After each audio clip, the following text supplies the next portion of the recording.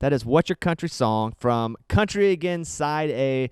Thomas Rhett, the fact that you have 17 number one songs, you're barely 17 years old, it seems like. Shoot, no, I'm older than that. Holy cow. I didn't know you had 17. Man, it's the craziest thing in the world. It really is. If I said to you, don't do this, but if I said list all 17, could you? Is that a challenge? No, it's not. I just wonder because it's starting to be that point now where you have so many you can't remember them. If we had time, I might could do it. In order, though. And for every one you missed, you had to donate $10 to my wallet. Could you do it? Yeah. Okay, I don't want to play that game. You don't want to play it? No, because I have to pay you somehow. Yeah, exactly. Listen, when you started out, you came to town. You were in town, but you came to town, as they say, when you start working, and you wanted to be a songwriter for the most part. Yeah. Why were the aspirations in songwriting and not being just a huge superstar? I think as a lot of y'all know, my dad was a touring artist all through the 90s, and so I got to watch him do that, and I got to watch him be gone a ton, missed certain things, not his fault, but, missed certain sporting events and all that kind of stuff, and just doing what he had to do. And then when I started to thinking about being an artist, I was like, I don't know if I want to do that or not. And so I started writing songs, and I started to get some cuts here and there in Nashville. Jason Aldean recorded a few songs I wrote. Joe Nichols recorded a couple songs, and I just started to get this itch for just wondering what it would feel like to hear my voice on the radio. And it was at that point where I started to kind of look around for a record deal, and landed with Big Machine, and I've been doing it for 10 years now. I don't know really what sparked me to do it, but there was just this kind of yearning inside of me that wanted to just get in front of people and play. So, well, you got another one, and you got to play this in the shows. We're about to get back to playing live again. I know. I don't know how you're going to put all these songs on a set list, but that's a good problem to have. We're working on it, yeah. Why was this song the first single from the new record? I wrote this song in maybe late 2019 with my dad and a couple of my favorite songwriters, and it just felt like something I hadn't done in a very long time. I loved the concept. I loved the challenge of getting to write a song with nothing but country song titles in it to tell a story with them. And when we got out of the studio, it just felt like there's certain songs that feel like first singles or not a single. Does that make sense?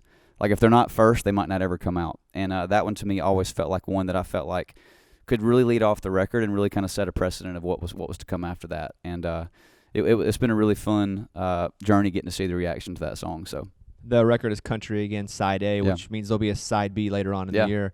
Why split it up like that? I have a 15-year-old brother, and I was talking to him, and I was like, if I were to put 25 songs on a record, how far do you think you could make it before you got bored? And he said, I think I could make it 9 in. And so that's what made me want to split it up a little bit. And there was just something about it that there's so much music and so much story content on this record that I felt like just putting 11 out first and then waiting a few months and putting the second side out, I just felt like it was a lot easier to digest 11 at a time rather than 25 total. So both ways work, obviously, but that's just something that I kind of felt led to do. Yeah, I'm glad you have that 15-year-old family member because there's no way I would listen to all this. It's the only reason I'm this much cool. Yeah, well, I mean, I like you, but I don't like you 29 songs worth at one time. Exactly. Yeah. Exactly. Country Again, you just played that at the ACMs? Yeah.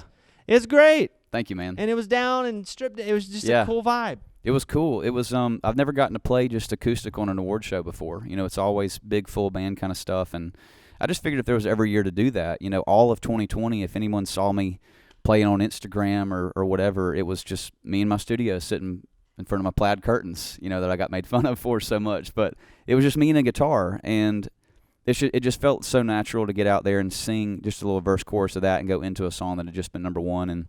And Country Again was actually the first song I wrote on a Zoom co-write mid-2020. I was completely against the Zoom writing idea. I just loved to be in the room with people. I didn't think I would get any inspiration from being on a computer screen, across from somebody. And I'd had that title on my phone for a long time, and somehow me and Ashley Gorley and Zach Crowell turned that into something that I'd been feeling for a couple of years, just country again, but also what it just feels like to slow down for a second. We were just talking about how often we're on the road, and when you do get to just go out to the farm and cast a line in the water, how good that feels just to sit and relax and like clear your head for a minute. And so that's really what that song's about.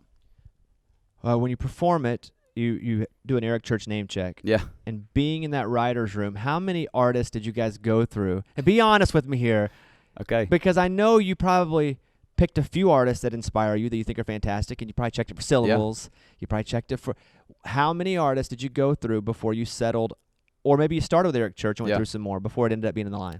The only other one we did was, but last night we cracked some cold beers and cranked Bobby Bones to 10. That was the very first one I'm that we always said. second place. I can never actually Yeah. win. But then we just felt like Eric Church would resonate. You know what I'm saying? Always the bridesmaid. No, the truth is that's a true story. Every single line in that song was absolutely 100% true. And probably the coolest text I got after that song came out was actually from Eric, and he texted me and he just said, "Wow, country again." And I just said, "Man, thanks for the inspiration. I hope it didn't make you feel weird me name dropping you in a song." And he said, "I feel honored." And to me, Eric's just always been one of my heroes in this genre, and it's really cool to get that text.